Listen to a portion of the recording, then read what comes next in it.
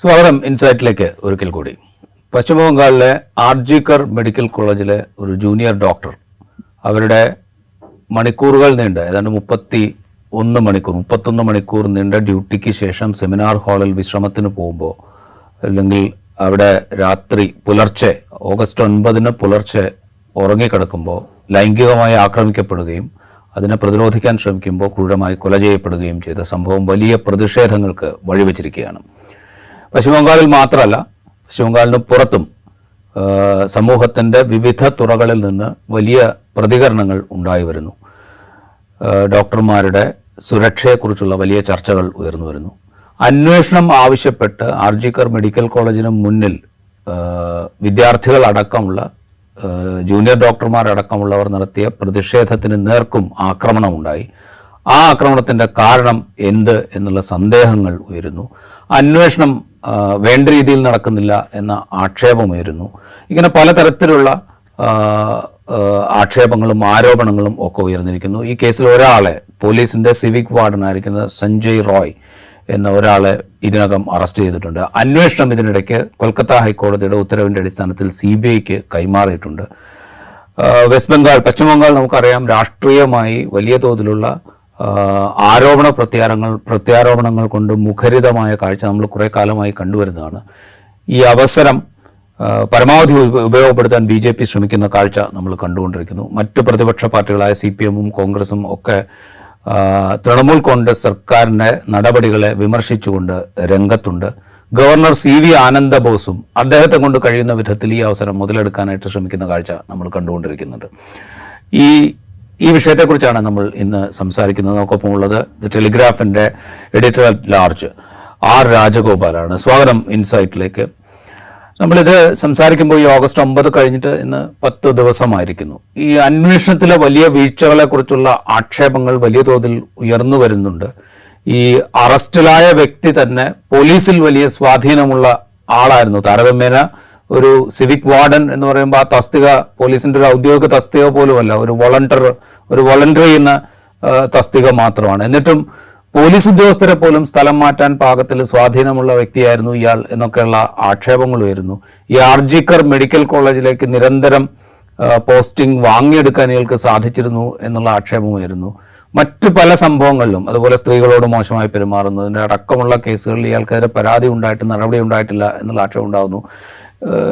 ഈ കേസിൽ പോലീസിന്റെ അന്വേഷണം വേണ്ട രീതിയിൽ ഉണ്ടായില്ല എന്ന ആക്ഷേപത്തിന് അടിസ്ഥാനമുണ്ടോ? ഒരു പോലീസ് കേസ് എങ്ങനെയാണ് അന്വേഷിക്കുന്നത് എന്ന് നമ്മൾ വളരെ സ്ട്രിക്റ്റ് ആയിട്ട് ഇപ്പൊ ടെക്സ്റ്റ് ബുക്ക് വെച്ച് നോക്കുകയാണെങ്കിൽ ഇതുവരെയുള്ള തെളിവ് വെച്ച് ഞാൻ പറയുന്നത്, ഇനി പുതിയ തെളിവ് വരുമ്പോൾ നമുക്കറിയാം CBI പുതിയ വിവരങ്ങൾ കൊണ്ടുവരുമെന്നറിയില്ല. അങ്ങനെ നോക്കുകയാണെങ്കിൽ പോലീസിന്റെ ഭാഗത്ത് നിന്ന് വലിയ പരാജയം ഉണ്ട് എന്ന് പറയാൻ പറ്റില്ല. പക്ഷെ പ്രശ്നം അതല്ല. പ്രശ്നം എന്ന് പറയുന്നത് വളരെ ഹീനമായ ഒരു ക്രൈമാണ് നടന്നിരിക്കുന്നത്. അത് സമൂഹത്തെ ശരിക്കും ഞെട്ടിപ്പിച്ച, നമ്മൾ ചുമ്മാ ഭംഗിവാക്ക് പറയുന്നതല്ല, ശരിക്കും ഞെട്ടിപ്പിച്ച ഒരു ക്രൈം തന്നെയാണ്. വിദ്യാർത്ഥികളും ഡോക്ടേഴ്സും മറ്റ് ബഹുജന അവര് പ്രക്ഷോഭം ആരംഭിച്ചിരിക്കുകയാണ്. അപ്പൊ പോലീസ് അവര് പറയുന്ന അവരിപ്പോ ഒരു ലിസ്റ്റ് ഉണ്ടാക്കി ഒരു ബ്യൂറോക്രാറ്റിന്റെ രീതിയിൽ ഒരു ഫയൽ വെച്ച് പറയുകയായിരുന്നു അവർ ചെയ്യേണ്ട കാര്യങ്ങൾക്ക് ചെയ്തു എന്ന് അവർക്ക് സ്ഥാപിക്കാൻ കഴിയുമായിരിക്കും ഒരു ടെക്സ്റ്റ് ബുക്ക് വെച്ച്. പക്ഷെ ഇത് പ്രശ്നം, ഇതൊരു വളരെ വലിയൊരു പ്രശ്നമാണ്. അപ്പൊ അത് നമ്മളൊരു ഒരു ഫയലിന്റെ ഒരു ബ്യൂറോക്രാറ്റിക് രീതിയിലാണോ ഇത് കൈകാര്യം ചെയ്യുന്നത് എന്നുള്ള ഒരു വലിയ പ്രശ്നം എന്ന കമ്മ്യൂണിക്കേഷനിലെ പോലീസ് തീർച്ചയായിട്ടും പരാജയപ്പെട്ടു. പോലീസ് മാത്രമല്ല, മമതാ ബാനർജി പോലെ വളരെ എക്സ്പീരിയൻസ് ആയിട്ടുള്ള ജനങ്ങളുടെ ഇടയിൽ തന്നെ ജീവിക്കുന്നതെന്ന് പറയാവുന്ന ഒരു പബ്ലിക് ഫിഗർ, അവർക്കും അബദ്ധം പറ്റിയെന്നുള്ളത്, അവരൊരു ബ്ലണ്ടർ കമ്മിറ്റി എന്നുള്ള യാതൊരു സംശയമില്ല. അപ്പോൾ ഇങ്ങനെയുള്ളൊരു വളരെ സെൻസിറ്റീവായുള്ള കേസ് വരുമ്പോൾ നമ്മൾ ആദ്യം ഒരു കമ്മ്യൂണിക്കേഷനിൽ തന്നെ നമുക്കൊരു കാലിടറുകയാണെങ്കിൽ പിന്നീട് നമ്മൾ പറയുന്ന കാര്യങ്ങളുടെ വിശ്വാസ്യത, അത് പോലീസാകട്ടെ മമതയാകട്ടെ മറ്റാര് ആയാലും, അധികാരത്തിനെ റെപ്രസെന്റ് ചെയ്യുന്ന ആര് എന്ത് പറഞ്ഞാലും ജനങ്ങൾക്ക് അത് വിശ്വാസയോഗ്യമായിട്ട് വരില്ല എന്നുള്ള. അപ്പം ഞാൻ വീണ്ടും പറയുന്നത്, നമ്മളിപ്പം ഒരു ജേർണലിസ്റ്റ് എന്ന രീതിയിലോ അല്ലെങ്കിൽ നമ്മൾ ഒരു ലോയർ എന്ന രീതിയിലോ നോക്കുകയാണെങ്കിൽ പ്രത്യക്ഷത്തിൽ നമുക്ക് പോലീസ് വലിയ തെറ്റ് വരുത്തിയായിട്ട് ഇതുവരെ എനിക്ക് കാണാൻ കഴിഞ്ഞിട്ടില്ല. പക്ഷെ പ്രശ്നം ഒരു വലിയ രീതിയിൽ ഇത് വന്നത് ആദ്യം സൂയിസൈഡ് ആണെന്ന് ആരോ പറഞ്ഞു. അപ്പം പോലീസ് അങ്ങനെ അല്ല എന്ന് പറയുന്നുണ്ട്. പക്ഷെ അങ്ങനെ അല്ല എന്ന് പറയുന്നതിനേക്കാളും ഇതാരാണ് മാതാപിതാക്കളോട് സൂയിസൈഡ് ആണെന്ന് പറഞ്ഞതെന്ന് എസ്റ്റാബ്ലിഷ് ചെയ്ത് ഇത് 10 ദിവസമായല്ലോ, ഇപ്പൊ 1-2 ദിവസത്തിന് ചെയ്യാമല്ലോ, ഇത്രയും ദിവസമായ സ്ഥിതിക്ക് ആരാണെന്ന് വളരെ വ്യക്തമായിട്ട് ഇപ്പൊ ഹോസ്പിറ്റൽ സ്റ്റാഫ്, ചിലപ്പോൾ ചിലര് അവരുടെ കൺഫ്യൂഷൻ കൊണ്ട് അങ്ങനെ ഞാൻ മനഃപൂർവ്വം തെറ്റിദ്ധരിപ്പിച്ചാണെന്ന് പറയുകയല്ല, അങ്ങനെ ആരെങ്കിലും പറഞ്ഞിട്ടുണ്ടത് ആരാണ്. അപ്പം ഇങ്ങനെയുള്ള കാര്യങ്ങൾ പോലീസ് അല്ല എന്ന് പോലീസ് വളരെ വ്യക്തമായിട്ട് ഒഫീഷ്യൽ ഓൺ റെക്കോർഡിൽ പോലീസ് കമ്മീഷണർ തന്നെ പറയും, ഞങ്ങൾ പറഞ്ഞിട്ടില്ല. പക്ഷെ ആരോ പറഞ്ഞിട്ടുണ്ട് എന്ന് വളരെ വ്യക്തമായിട്ട് മാതാപിതാക്കൾ പറയുമ്പോൾ അതിനെ ഖണ്ഡിക്കാതെ അത് ആരാണെന്ന് അന്വേഷിക്കുകയും അതാരാണെന്ന് ഇങ്ങനെയുള്ള വളരെ വ്യക്തമായ കാര്യങ്ങൾ കൊണ്ടുവന്നാൽ മാത്രമേ ജനങ്ങളെ കൺവിൻസ് ചെയ്യാൻ പറ്റുകയുള്ളൂ വിശ്വാസയോഗ്യമായ രീതിയിൽ. അതിൽ പൂർണ്ണമായിട്ടും വെസ്റ്റ് ബംഗാൾ ഗവൺമെന്റ് പരാജയപ്പെട്ടു എന്നുള്ള കാര്യത്തിൽ സംശയമില്ല. ഞാൻ വീണ്ടും പറഞ്ഞ പോലെ ഇൻവെസ്റ്റിഗേഷന്റെ കാര്യത്തില് ഇപ്പോൾ ശരിക്കും പറഞ്ഞാൽ അതിന്റെ വളരെ ക്രൂഷ്യലായിട്ടുള്ള, അതായത് ഇത് ഒരു ഗാങ് റേപ്പ് ആണോ എന്നൊരു ചോദ്യം, അതൊരു വളരെ ഇമ്പോർട്ടന്റ് ക്വസ്റ്റ്യൻ. അതോട്ടെങ്കിലാണ് അതാണെങ്കിൽ അതാണെന്ന് എസ്റ്റാബ്ലിഷ് ചെയ്യപ്പെട്ട് കഴിഞ്ഞാൽ തീർച്ചയായിട്ടും സഞ്ജയ് റോയ് തനിച്ചല്ല ചെയ്ത് മറ്റാളുകളും അതിനകത്ത് ഉണ്ടെന്നുള്ള വ്യക്തി കേസ് ഇറ്റ്സ് ഓപ്പൺ കേസ് എന്നുള്ളൊരു വളരെ ക്രൂഷ്യലായിട്ട് ഇൻഫർമേഷൻ ഇത്രയും ദിവസമായിട്ടും അത് നമുക്ക് ഒഫീഷ്യലായിട്ട് അവർ എസ്റ്റാബ്ലിഷ് ചെയ്യാൻ പറ്റിയിട്ടില്ല. അപ്പൊ പോലീസ് പറയുന്നത് സെൻട്രൽ ഫോറൻസിക് ലൈബ്രറി അവർക്ക് അവരുടെ ലാബിലേക്ക് അയച്ചിരിക്കുകയാണ് സാമ്പിൾസ്, അത് അവർക്ക് മാത്രമേ. അപ്പൊ ഇങ്ങനെ വളരെ ഒരു ഹൈ വോൾട്ടേജ് ആയിട്ടുള്ള ഒരു രാജ്യം മുഴുവൻ ഇരിക്കുന്ന ഒരു ക്രൈം ഉണ്ടായിട്ട് ഇത്രയും ദിവസം എനിക്കറിയില്ല അത് അതിന്റെ ശാസ്ത്രീയമായ വശം ഇത്രയും ദിവസത്തിന് ആവശ്യമുണ്ടോ എന്നുള്ള. ഈ സാധാരണ വിസേറ സാമ്പിൾസ് ഒരുപാട് സമയം എടുക്കും, പക്ഷെ ഇത് മറ്റേ ഫ്ലൂയിഡ്സിന്റെ ഇതാണ്, ബോഡിക്കകത്ത് കണ്ടുകൊണ്ട് ഫ്ലൂയിഡ്സിന്റെ. അപ്പൊ അത് ഒരു തീരുമാനിക്കാൻ ഈ 10 ദിവസമൊക്കെ എടുക്കുക എന്ന് പറയുന്നത് അത് എത്രമാത്രം റിയലിസ്റ്റിക് ആണ് എന്നതിനെ കുറിച്ച് എനിക്കറിയില്ല. പക്ഷെ അതല്ലാത്ത കാര്യങ്ങൾ നോക്കുകയാണെങ്കിൽ പോലീസ് അങ്ങനെ തെറ്റായിട്ടൊന്നും ചെയ്തിട്ടുണ്ട് പറയുന്നില്ല. പിന്നെ പല കാര്യങ്ങളും ഒരുപാട് സ്പെക്കുലേഷൻ, റൂമേഴ്സ്, ഞാൻ മലയാളത്തിൽ തന്നെ പല വാർത്തകളും കണ്ടു. അവര് തന്നെ ചില വളരെ റെസ്പോൺസിബിൾ നമ്മൾ കരുതുന്ന ഒരു എഡിറ്റർ ഇന്നലെ പറയുന്ന കേട്ടു, ലോക്കൽ മീഡിയ നിന്ന് ദേശീയ മാധ്യമങ്ങൾ കോട്ട് ചെയ്തെന്നാണ് ഞങ്ങൾ എടുത്തിരിക്കുക എന്ന് പറഞ്ഞാൽ സെക്കൻഡറി സോഴ്സ്, ടെർഷറി സോഴ്സ്. ഇത് ജേർണലിസ്റ്റിൽ ഒരിക്കലും ചെയ്യാൻ പ്രത്യേകിച്ച് വളരെ വളരെ സെൻസിറ്റീവ് ആയിട്ടുള്ള കേസാണിത്. ആളുകളുടെ പ്രൈവസിയും മറ്റു കാര്യങ്ങളും അതിനെക്കുറിച്ച് എന്തോ ഒരാൾ പറയുന്നു നെക്രോഫീലിയ ഉണ്ടെന്നൊക്കെ പറയുന്നുണ്ട്. ഇതൊന്നും എന്ത് തെളിവിന്റെ അടിസ്ഥാനത്തിൽ, കാര്യം പോസ്റ്റ്മോർട്ടത്തിൽ റിപ്പോർട്ടിൽ പറയുന്ന 16 വൂണ്ടുകളും 16 ഔട്ട്സൈഡ് എക്സ്റ്റേണൽ വൂൺസും 9 ഇന്റേണൽ വൂൺസും ഇതെല്ലാം ആന്റിമോർട്ടം എന്നാണ്, അതായത് മരണത്തിന് മുമ്പാണ് സംഭവിച്ചിരിക്കുന്നത്. അപ്പൊ അങ്ങനെ പോസ്റ്റ്മോർട്ടം പറയുമ്പോഴും മറ്റ് വിശദവിവരങ്ങൾ സെൻട്രൽ ലാബിൽ നിന്ന് വരാതിരിക്കുന്ന സമയത്ത് നമ്മൾ എങ്ങനെയാണ് ഈ നെക്രോഫീലിയ മറ്റു കാര്യങ്ങൾ ഇതെല്ലാം വളരെ വ്യാപകമായ റിപ്പർക്കഷൻസ് ഗ്രൗണ്ട് ലോക്കണം. ഇങ്ങനെയുള്ള കാര്യങ്ങൾ കേൾക്കുമ്പോഴാണ് things can get out of control. അത് ഈ പറഞ്ഞ ഒരു ചാനൽ എനിക്ക് തോന്നുന്നു അവരുടെ റിപ്പോർട്ട് കാൽക്കട്ടയിലുണ്ട്. അപ്പൊ അറ്റ്ലീസ്റ്റ് ഈ കൂട്ടം ചെക്ക് വാട്ട് ഇസ് അത് ചിലപ്പോൾ ശരിയായിരിക്കാം, ഞാൻ തെറ്റാണെന്ന് പറയുന്നതല്ല. പക്ഷെ നമ്മൾ ഇപ്പൊ അവൈലബിൾ എവിഡൻസ്, ഇപ്പം ഞാൻ ഈ സംസാരിക്കുന്ന ഈ തിങ്കളാഴ്ച ഉച്ചയ്ക്ക് 3 മണിയോട് വീടുണ്ടാവിന് എവിഡൻസ്. അപ്പൊ എവിഡൻസ് ഇല്ലാതെ നമ്മൾ പറയുക എന്നുള്ളത് ഇങ്ങനെ വളരെ ഇറസ്പോൺസിബിൾ ആയിട്ട് റിപ്പോർട്ടിങ്, പ്രത്യേകിച്ച് നാഷണൽ മീഡിയ നടക്കുന്നുള്ളതും അതും ഒരു ഇതുണ്ട്, അതൊരു യാഥാർത്ഥ്യമാണ്. ഉദാഹരണത്തിന് ഒരു വീഡിയോ സർക്കുലേറ്റ് ചെയ്യുന്നുണ്ട്, കുട്ടികളുടെ ഡോക്ടേഴ്സിനെ കുറിച്ച് പരാതി പറയുന്ന വിദ്യാർത്ഥികളെ. പക്ഷെ അതിനകത്ത് നമുക്ക് നോക്കിയാൽ വളരെ കൃത്യമായിട്ട് അവരെല്ലാം വൂളൻ ക്ലോത്ത്സ്, സ്വെറ്റർ ഇതൊക്കെ ഇട്ടിരിക്കുകയാണ്. അത് കൽക്കട്ടയിൽ ഇപ്പൊ ഭയങ്കര ചൂടുള്ള സമയമാണ് ഇപ്പോഴും, മൺസൂൺ പോകുന്ന വിഡ്രോ ചെയ്യുന്ന സമയത്ത്. അപ്പൊ ഒരിക്കലും അത് ഇപ്പോഴത്തെ വീഡിയോ അല്ല എന്നല്ല, എന്നാലും അത് അതിനെക്കുറിച്ച് ഒരു ചോദ്യവും ചെയ്യാതെ ആളുകൾ ഇങ്ങനെ അത് ഫോർവേഡ് ചെയ്യാതെ. അത് എനിക്ക് കിട്ടിയത് മദ്രാസിൽ നിന്നാണ്, കൽക്കട്ട നല്ലേ കിട്ടിയത് വീഡിയോ. ഞാൻ കൽക്കട്ടയിലാണ് ഇരിക്കുന്നെങ്കിലും കിട്ടും. അപ്പൊ ഇങ്ങനെയുള്ള പ്രശ്നങ്ങളും ഉണ്ട്. അപ്പൊ നമ്മൾ ഇതും കുറച്ചൊക്കെ ഒന്ന് ഒരു ഇങ്ങനെയുള്ള സെൻസിറ്റീവ് കേസ് വരുമ്പോൾ കുറച്ച് എല്ലാവരും റെസ്പോൺസ് ആണ്. പക്ഷെ താങ്കൾ ചോദ്യത്തിന് പോലീസ് ഇപ്പൊ ടെക്നിക്കലായിട്ട് അവർ വേണമെങ്കിൽ പറയാം അവരെല്ലാം ടെക്സ്റ്റ് ബുക്ക് അനുസരിച്ച് ചെയ്തിട്ടുണ്ട്. പക്ഷെ ആത്യന്തികമായി they have not been able to convince the people. അതാണല്ലേ ഒരു ടെസ്റ്റ്. അത് പ്രത്യേകിച്ച് മമതയെ പോലെ ഇത്രയും വെറുതെ കമ്മ്യൂണിക്കേറ്റ് ചെയ്യാൻ പറ്റുന്ന ഒരാൾക്ക് കൺവിൻസ് ചെയ്യാൻ പറ്റിയില്ലെന്ന് പറഞ്ഞാൽ it's A failure, it's A political failure also. നമ്മളിത് പറയുമ്പോഴേ ഞാൻ ചോദിക്കുന്നത് വെച്ചാൽ ഞാനും ഇതേ മാധ്യമങ്ങളിൽ വരുന്ന വാർത്തകളുടെ അടിസ്ഥാനത്തിൽ തന്നെയാണ് ഇതൊക്കെ ചോദിക്കുന്നത്. അപ്പൊ സഞ്ജയ് റോയ് എന്ന് പറയുന്ന ആരോപണ വിധേയനായ ഇപ്പൊ അറസ്റ്റിലായിരിക്കുന്ന വ്യക്തിക്ക് ഒരു സിവിക് വോളണ്ടിയർ ആയിരിക്കെ തന്നെ പോലീസിൽ വലിയ സ്വാധീനമുണ്ട്. ഇയാൾക്ക് ആർജിക്കറിലേക്ക് സ്ഥിരമായിട്ട് പോസ്റ്റിംഗ് കിട്ടുന്നു എന്നുള്ള ഒരു അലിഗേഷൻ പല മീഡിയാസിലും ഞാൻ കണ്ടു. അതുപോലെ ഇപ്പോൾ ചോദ്യം ചെയ്തുകൊണ്ടിരിക്കുന്ന മുൻ പ്രിൻസിപ്പൽ, ഈ സംഭവം ഉണ്ടായതിനു ശേഷം രാജിവെച്ച പ്രിൻസിപ്പൽ സന്ദീപ് ഘോഷിനെതിരെയും പലതരത്തിലുള്ള അലിഗേഷൻസ് ഉണ്ട് എന്ന് അദ്ദേഹത്തിന്റെ സഹപ്രവർത്തകരായ ഡോക്ടർമാർ പറഞ്ഞതായിട്ടുള്ള റിപ്പോർട്ടുകൾ കണ്ടു.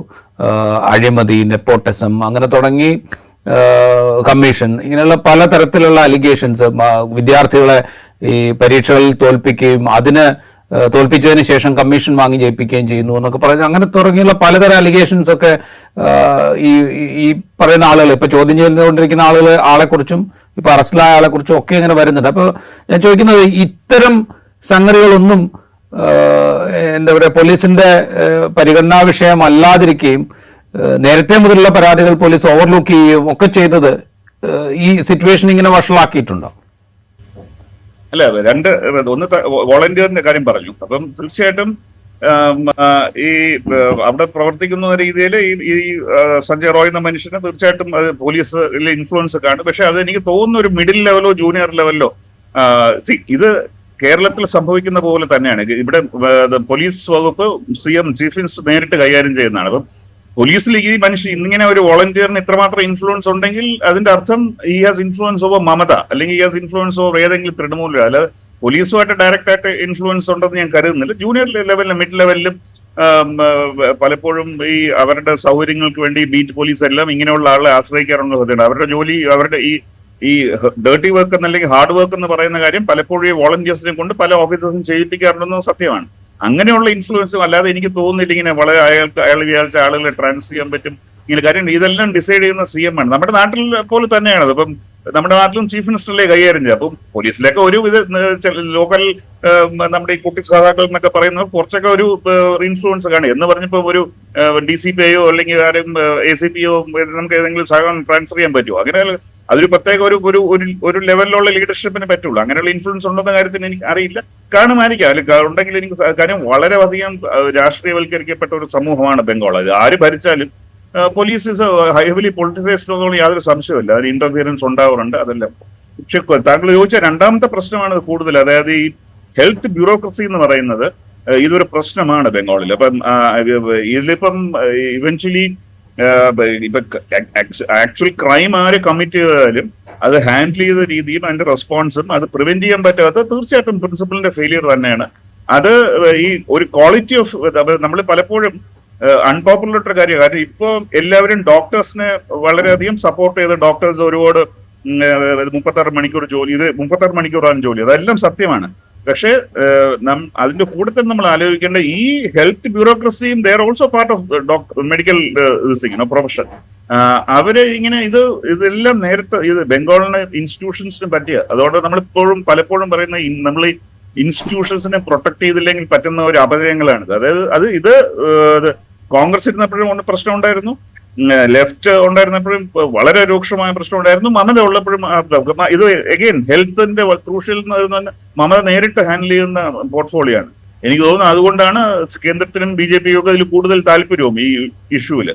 കാര്യം ഇത് മമത എങ്ങനെയെങ്കിലും ഇത് വെച്ച് കോണർ ചെയ്യാമെന്നുള്ള ഇത്.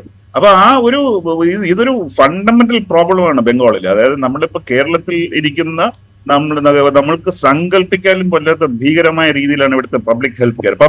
അതേസമയം പ്രൈവറ്റ് ഹെൽത്ത് കെയർ അങ്ങനെ ആയിരുന്നു. അതൊരു 1990s വരെ ഇവിടെ പ്രൈവറ്റ് ഒരു സൊല്യൂഷൻ, ഒരു ഓപ്ഷൻസ് അധികം ഇല്ലായിരുന്നു. 1-2 വലിയ ധനികർക്ക് മാത്രം പോകാൻ പറ്റുന്ന, ഇപ്പോഴും പ്രൈവറ്റ് ഹെൽത്ത് കെയർ എന്ന് പറഞ്ഞാൽ ധനികർക്ക് പറ്റുന്നതാണ്. പക്ഷെ മമത ചെയ്ത ഒരു നല്ല കാര്യം, അവരൊരു ഇൻഷുറൻസ് സ്കീം കൊണ്ടുവന്നത് പ്രൈവറ്റ് ഹോസ്പിറ്റൽസും they have to be part of it. അപ്പൊ അങ്ങനെയുള്ളപ്പം മെഡിക്കൽ പ്രൊഫഷനിൽ മമത വലിയ പോപ്പുലർ അല്ല. പക്ഷെ മമത ഇത്രയും വർഷം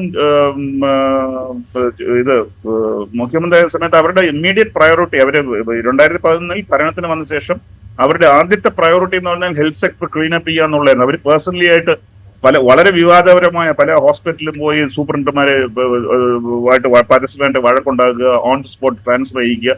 അത് ജനങ്ങളുടെ എല്ലാം കയ്യടി നേടിക്കൊടുത്തെങ്കിലും ഫണ്ടമെന്റൽ ചേഞ്ചസ് കൊണ്ടുവരാൻ മമതയ്ക്കും പറ്റിയിട്ടില്ല. അതൊക്കെ ഒരു പോപ്പുലിസ്റ്റ്, നമ്മൾ ഈ ഗിമിക്ക് എന്നൊക്കെ പറയും പോലെ നമ്മുടെ നാട്ടിലൊക്കെ ഉണ്ടല്ലോ ഈ ഇൻസ്പെക്ഷൻസ് നടത്തുകയും മന്ത്രിമാർ കയ്യടിയും ഫോട്ടോ വാങ്ങിക്കുക. അതുപോലെ അത് ഒരു ഫോട്ടോ ഓപ്പർച്യൂണിറ്റി റെഡ്യൂസ് ചെയ്യും ഫണ്ടമെന്റൽ ചേഞ്ചസ്. പിന്നെ മമത ഡൽഹിയിൽ നിന്ന് ഒരു IAS ഓഫീസർ, സഞ്ജയ് മിത്ര എന്നൊരു IAS ഓഫീസറെ കൊണ്ടുവന്നു. അപ്പോൾ എല്ലാവർക്കും വലിയ ഹോപ്പായിരുന്നു you be able to do something. പക്ഷെ അതൊന്നും നടന്നില്ല. അദ്ദേഹം പിന്നെ തിരിച്ച് ഡിഫൻസ് സെക്രട്ടറി ആയിട്ട് പോയി.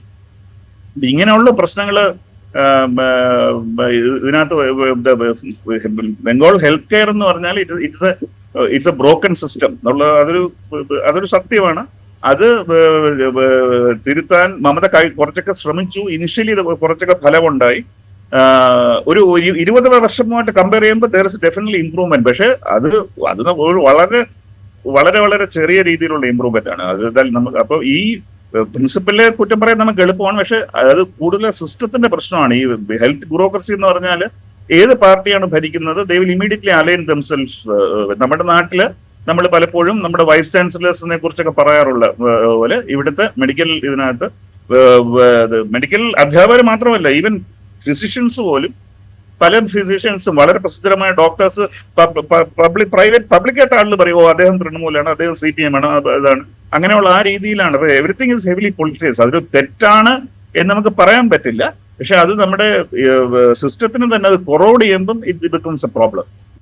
റൈറ്റ്. ഞാൻ ചോദിക്കുന്നത് ഇപ്പൊ ഈ സംഭവം ഉണ്ടായിട്ട് അവിടെ ഒരു വലിയ പ്രൊട്ടസ്റ്റ് ഉണ്ടാകുന്നു, വിദ്യാർത്ഥികളും ജൂനിയർ ഡോക്ടേഴ്സും ഒക്കെ ചേർന്നിട്ട് ഒരു വലിയ പ്രൊട്ടസ്റ്റ് നടത്തുന്നു. ആ പ്രൊട്ടസ്റ്റിന് നേർക്കൊരു ആക്രമണം ഉണ്ടാകുന്നു.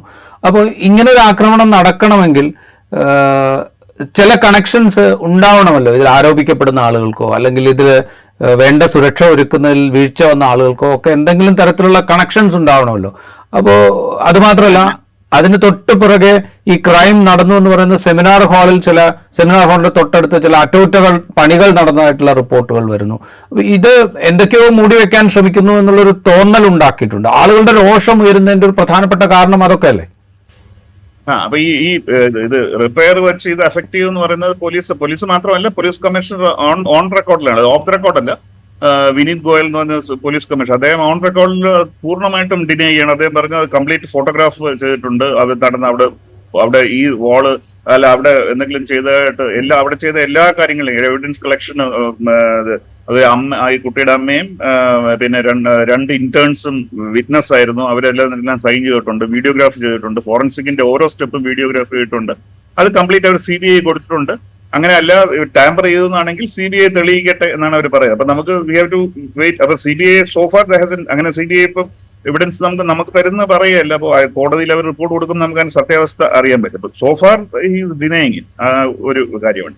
രണ്ട്, ഈ ഇതിനെ അറ്റാക്ക് ചെയ്തു എന്ന് പറയുന്ന ഇപ്പൊ മമത പറയുന്നത് അവരുടെ രാഷ്ട്രീയ എതിരാളികൾ ചെയ്തു. പക്ഷെ ഈ സ്ഥലത്ത് ഈ ആർജിക്കർ കോളേജ് ഇരിക്കുന്ന സ്ഥലവും അതിന്റെ ചുറ്റുപാടിലും തൃണമൂൽ അറിയാതെ ഒരു ഈച്ച പോലും പറക്കൂല, അനങ്ങൂല, അല്ല ഒരു പക്ഷി പോലും പറക്കൂല എന്ന് പറഞ്ഞാൽ അതെല്ലാം തൃണമൂൽ കേന്ദ്രങ്ങളാണ്. അടുത്ത കാലത്ത് കുറച്ച് BJPക്ക് ചിലപ്പോൾ നോർത്ത് കൽക്കട്ടയിലെ കുറച്ച് ഇൻഫ്ലുവൻസ് വന്നിട്ടുണ്ടെന്ന്. പക്ഷേ this is hard core Trinamool area. Trinamool അറിയാതെ ഇങ്ങനെ ഒരു സംഭവം ഒരിക്കലും അവിടെ സംഭവിക്കില്ല. ഇപ്പൊ ഞാൻ തൃണമൂൽ ആക്റ്റീവായിട്ട് ചെയ്തു എന്ന് പറയാൻ എന്റെ തെളിവില്ല. പക്ഷെ തീർച്ചയായിട്ടും തൃണമൂല് തൃണമൂല് വിചാരിച്ചിരുന്നെങ്കിൽ അങ്ങനെ ഒരു സംഭവം ഉണ്ടാകരുത് എന്ന് വിചാരിച്ചിരുന്നെങ്കിൽ അങ്ങനെ ഒരു സംഭവം ഉണ്ടാകില്ല. അവിടെ ആരൊക്കെ ഇപ്പൊ CPM അതിന് ചെയ്യാനുള്ള ശക്തിയില്ല, BJPക്കും അതിനുള്ള ശക്തിയില്ല ഇങ്ങനെ ഒരു ആക്രമണം നയിച്ചുകൊണ്ട്. അപ്പൊ അതുകൊണ്ട് നാച്ചുറൽ നമ്മുടെ സസ്പിഷൻ ഇത് തൃണമൂല് തന്നെ ചെയ്തതെന്നാണ്. ഇത് ഈ തെളിവ് നശിപ്പിക്കാനോ അല്ലെങ്കിൽ ഈ പ്രതികളെ പ്രൊട്ടക്ട് ചെയ്യാനോ ചിലപ്പോ ഒരുപാട് നമ്മൾ ഞെട്ടിക്കുന്ന പല കാര്യങ്ങളും കേൾക്കുന്നു. പക്ഷെ തെളിവില്ല നമ്മൾ പറയാൻ പാടില്ലാത്തതുകൊണ്ട് ഞാനത് പറയുന്നില്ല. അപ്പൊ അതുകൊണ്ട് ഇതിനു വേണ്ടിയാണോ എന്ന് പറയാൻ നമുക്ക് it's easy to jump to that conclusion. പക്ഷെ ബംഗാളിലെ നാച്ചുറൽ നമ്മുടെ ബംഗാളിലെ പൊളിറ്റിക്കൽ പാസ്റ്റ് നോക്കുകയാണെങ്കിൽ ഇപ്പൊ ഇങ്ങനെ സർക്കാരിനെതിരെ ഇങ്ങനെ ഒരു സംഭവം ഉണ്ടാകുകയാണെങ്കിൽ സർക്കാരിനെ പ്രൊട്ടക്ട് ചെയ്യുക എന്നുള്ളത് ഈ കേഡേഴ്സിന്റെ, അതായത് തൃണമൂൽ കേഡേഴ്സ് ആയാലും CPM കേഡേഴ്സ് ആയാലും അവരുടെ റെസ്പോൺസിബിലിറ്റി ആണെന്ന് പറഞ്ഞ് പല ലോക്കൽ ലെവൽ ലീഡേഴ്സ്, അതായത് അവർക്ക് ഈ ടോപ്പ് ലീഡർഷിപ്പുമായിട്ട് ഇൻഗ്രേഷ്യേറ്റ് ചെയ്യാന്ന് പറയുന്നത് നമ്മൾ അവരെ ഇങ്ങനെ സോപ്പിടുക, അവരെ മണിയടിക്കാനോ അല്ലെങ്കിൽ അവരുടെ ഗുഡ് ബുക്സിലാവാൻ വേണ്ടി ചില ലോക്കൽ ലെവൽ ലീഡേഴ്സ് ചിലപ്പോൾ ഇങ്ങനെയുള്ള കാര്യങ്ങളൊക്കെ എഞ്ചിനീയർ ചെയ്യാറുണ്ട്. അത് ഇറ്റ്സ് കോമൺ ഹിയർ. അതുകൊണ്ട് ഞാൻ സസ്പെക്ട് ചെയ്യുന്നത് ഏതോ ലോക്കൽ ലെവൽ ലീഡർ ചെയ്തതാണ്.